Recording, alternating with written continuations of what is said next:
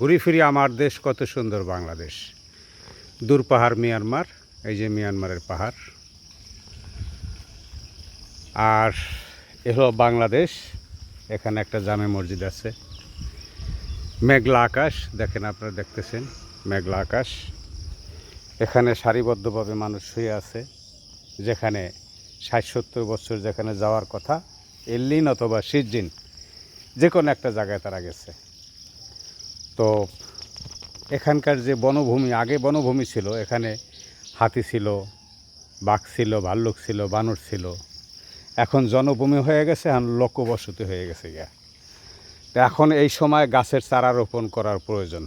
এই যে আকাশি গাছ, কবরস্থানের ভিতরে দূষিত গাছ লাগায় রাখছে, দেখেন পবিত্র জায়গা।